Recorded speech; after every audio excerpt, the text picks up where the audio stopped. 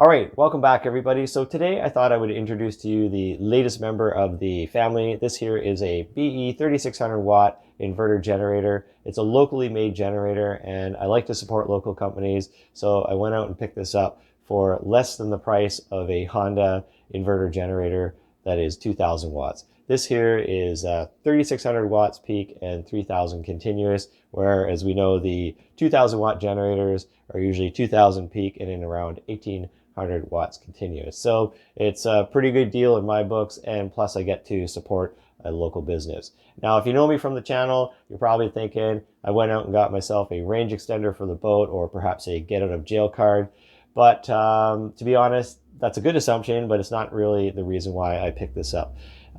If you are aware, or maybe you're not aware, British Columbia, the province I live in Canada, has received what they are calling biblical rainfall. So that means that we have received within 24 hours the same amount of rain that we normally get in a year. And living in the Pacific Northwest, that means a lot of rain because they don't call this the wet coast for no reason. So this caused record flooding. It took out major supply routes. Some of those routes are going to be out for 2 to 3 months, and going into winter, it's probably going to be a lot longer. Some people are trapped in their communities. So you know what this means. It translates to chaos. It translates to panic buying and food shortages.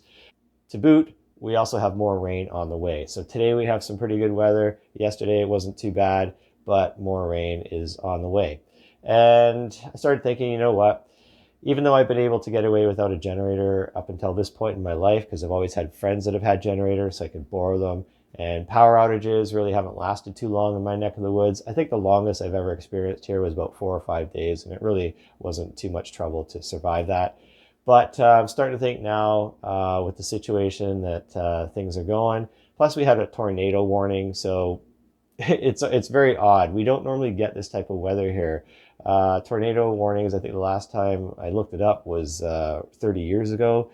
And yeah, it's just, I think on the eastern seaboard, people might be more used to it, with cyclones and hurricanes. And I know there's lots of terrible floods that happen there as well. But, this neck of the woods, the weather for the most part is relatively mild, right? Yes, we have our windstorms and the odd, thunderstorm once in a while, but that's kind of it. So yeah, I think taking a little bit of my boat preparedness mindset and applying it to my home life is probably a good idea at this point. There's a lot of things going on in the world that are very unsettling on top of bad weather, so you just never know.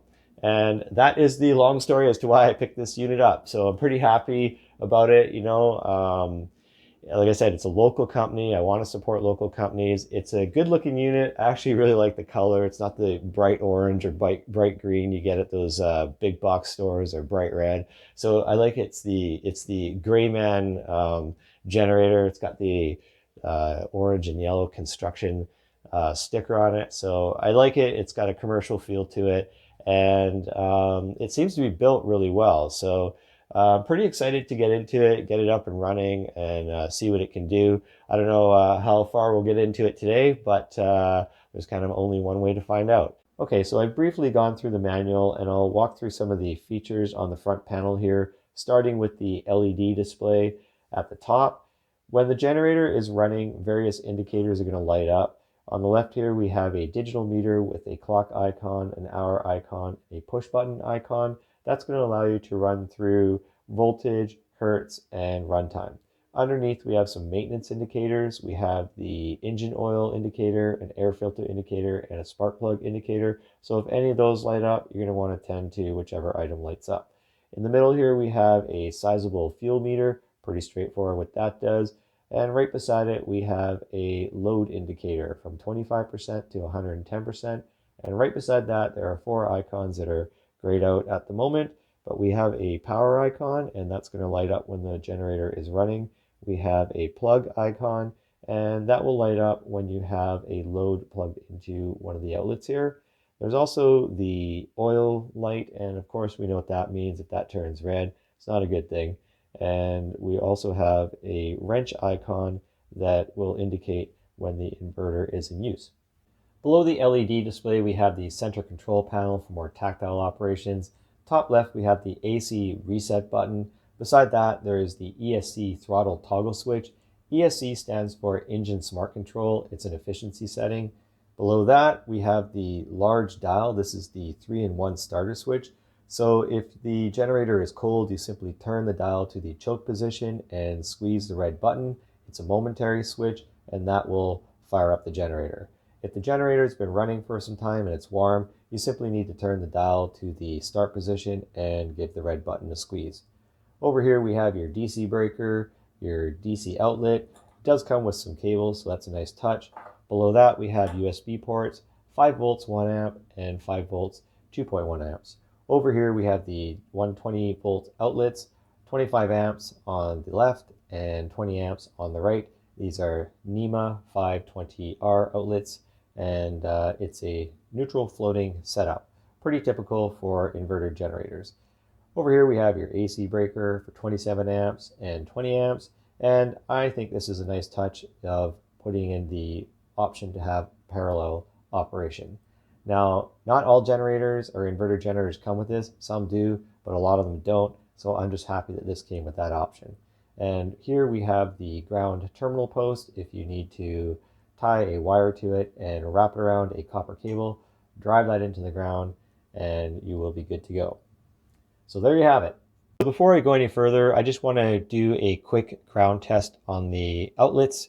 What I've done is set my multimeter to continuity testing. I touch the probes together. I listen for the continuity beep, and I make sure that the generator is turned off. Otherwise, I could be in for a shocking experience. Okay, so to proceed, I take the probe and I insert it into the ground receptacle, which is the one that looks like a little door for a mouse. I make sure I'm touching metal in there, and I take the other probe and touch the ground post. And that's the noise you want to hear. We're getting continuity. Same thing for the top. And on these outlets here, the L is the ground receptacle. So that's what I would expect to hear. Now, if I want to do a test to see if the neutral is bonded to ground, I could just take that probe and put it into the neutral receptacle, which is the little T. Make sure you're touching metal in there.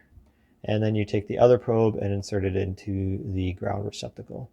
And I'm not hearing any beep, so that's telling me that the neutral is not bonded to the ground, and that's what you would expect. I could also test it on this post here. Yeah, same thing. So that's just telling me that the neutral is not bonded to the ground, and that's something you would expect out of these inverter generators. All right, so I've removed the access panels to take a look at the inside. Here we have the starter battery, 12 volts, disconnected. That's how they arrive. This here is the air filter box. Inside this is the air filter. Got your carburetor, overhead valve cover. That will not be coming off anytime soon, hopefully. At the top here, we've got access to the spark plug. You can see the spark plug cover here. And at the back, you've got the wiring harness that goes to the LED display.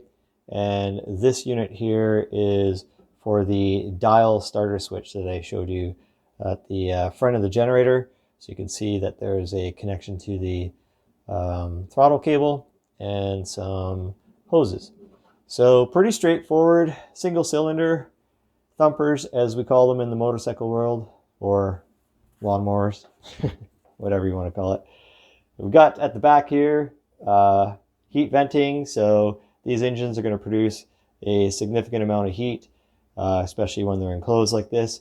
So you need a place to vent it. And we also have the engine exhaust, spark arrestor, particulate filter, all in one. At the top here, nice little compartment for storing your tools. A couple tools anyway. They give you a Phillips screwdriver, Allen key, plastic tube, and a spark plug remover.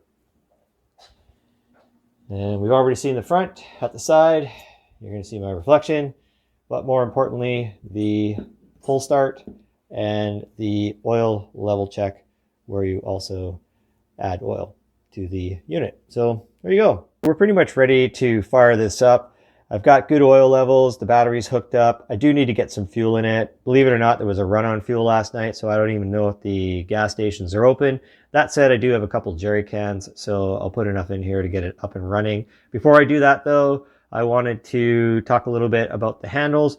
What I like about this is you can do the Roman deadlift style, either this way or that way, get it up on a platform or a truck. And if you want to wheel it along, you have that option as well. It's a quick release here, and you just extend it out fully like so. And you have these catches here that are made of metal. So that's some good forward thinking there, because if they were made of plastic, which I have seen, they break off pretty easy. So that's pretty much it. Good looking unit. Let's see what happens when we press start. Okay, so I put about 5 liters of fuel in there. Let's fire it up. Don't choke.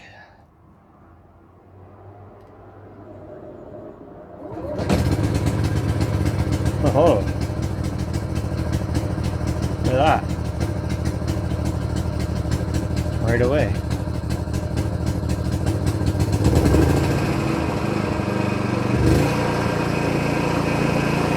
There you go. Nice and quiet.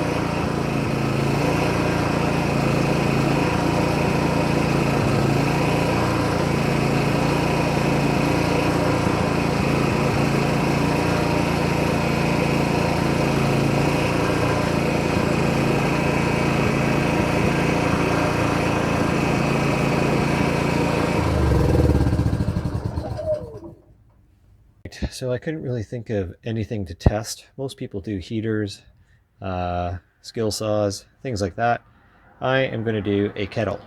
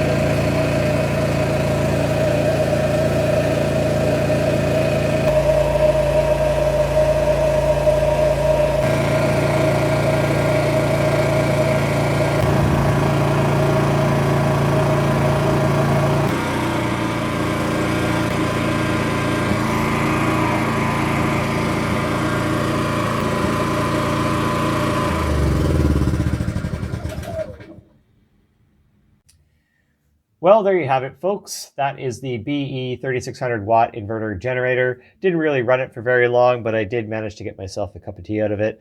And that is a measure of success in my books for sure. We'll have to get it out at the marina and plug the boat in, give it a good run for its money for a couple of hours, I would say. And yeah, I imagine it'll perform fine. Again, that is not meant for the boat, so it might end up there once in a while, but I do not envision having that as a regular piece of equipment on the boat. It is more meant for the home preparation side of things, because like I said, the world's changing, and who knows what. It's better to have it and not need it than to need it and not have it. It's a cool little unit. I imagine it will run fine, and I'll be very happy.